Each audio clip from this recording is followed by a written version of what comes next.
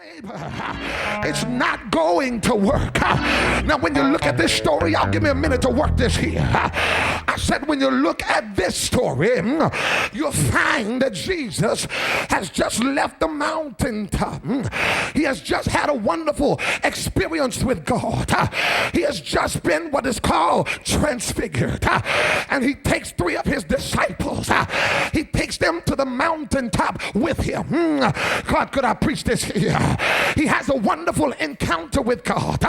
The Father speaks out of heaven, and Jesus and the disciples, they're all caught up in the ecstasy of the moment. But when he comes down from the mountain, he hears the scribes and the Pharisees, the scribes arguing with his disciples. Now he goes from being on the mountaintop to coming down to the mountain foot and seeing his disciples caught up in this scuffle. They're caught up in this issue, and it seems like the scribes are getting the best of them. God, could I preach up in here? And Jesus says, what do you want with my disciples? Let me take my time here. They said, one of them comes out and he says, Master, I brought my son to you for you to heal him because he's possessed. As a matter of fact, the book of Luke says that he has a lunatic spirit. Oh God. And we act like this generation ain't a generation of lunatics. Could I preach up in here? Now I'm not talking about you unless I'm talking about you. Amen. This is a generation now of lunatics. They'll rob you just for your watch, just for your shoes, to try to steal your car. This is a generation now that the devil can speak to them and says you can outrun the police, and they ain't got no better sense.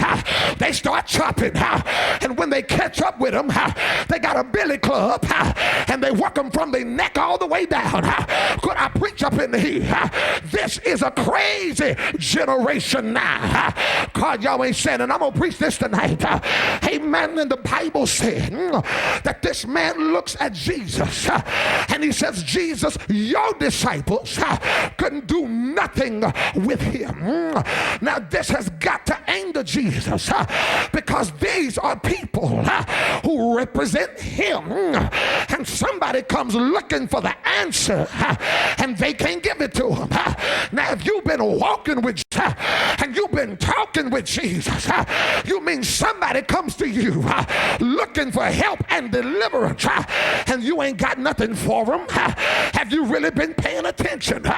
What have you been doing while you've been walking? I know you've been at church, but what's been going on? Did you not get it? You haven't been listening. I think the first time you seen something like this, you have embarrassed me while I was on the mountaintop. So Jesus says, you faithless generation, how long shall I suffer with you? And then he looks at this man and he simply says, bring him to me. Or look at somebody and tell them, neighbor, I know your situation looks bad and it's been bad for a long time, but tell them, bring it to Jesus. God, I wish I could get somebody to just look around here and just encourage your neighbor. Tell them, neighbor, this is deliverance night. Tell them whatever it is that you need deliverance from, bring that problem and lay it at the foot of Jesus. Oh God, you done tried it, but let me help you here. What you don't need is treatment. What you do need is deliverance. Oh God, look at somebody and just tell them, neighbor, I don't need treatment. I need deliverance. I don't need somebody to work me over. I need somebody to root this out of me. I need somebody to get down in me and take this problem away. I need somebody to clear my mind. I need somebody to deliver me. Jesus said, bring him to me. Oh God, could I preach this here tonight? He says, bring this young man to me. And as I hurry to my close, just let me give you a few more pointers here. You'll notice that when Jesus says, bring him to me, while they were bringing this boy to Jesus, the first thing the devil does is throw this boy down, and he has what is called a grand mal, a convulsion. He just gets down on the ground. He starts wallowing. He's foaming at the mouth. He's gnashing his teeth. Oh, the devil is really cutting up. But I want you to notice what Jesus does with this demon-possessed boy laying at his feet. Jesus looks at the Father and he says, how long has it been since this thing came upon him? And that's what I come to tell some of you tonight. Don't pay the devil's manifestation any mind, because what he's trying to do, he's trying to distract you. You gotta be like Jesus. When you see this devil cutting up, you just ignore this devil. And Jesus said, how long has it been? I ain't gotta waste my time trying to give credence to the devil's distraction. Look at this boy now. He's laying on the ground. He's really cutting up. The devil's trying to boast and brag about the ferocity with which he has ruled this boy's life. But Jesus said, this don't intimidate me. How long has it been? Touch somebody and tell them, neighbor, I ain't got time. I got to worry about the devil. Let the heathen rage. Let the people imagine a vain thing. I ain't got to convince myself that I got the power to work this out. The devil's got to convince me that I don't have the power. And if I pay attention to the devil, if I look at this distraction, then I'll be powerless with all of this power. Touch somebody and tell them, neighbor, that's what the devil's trying to do.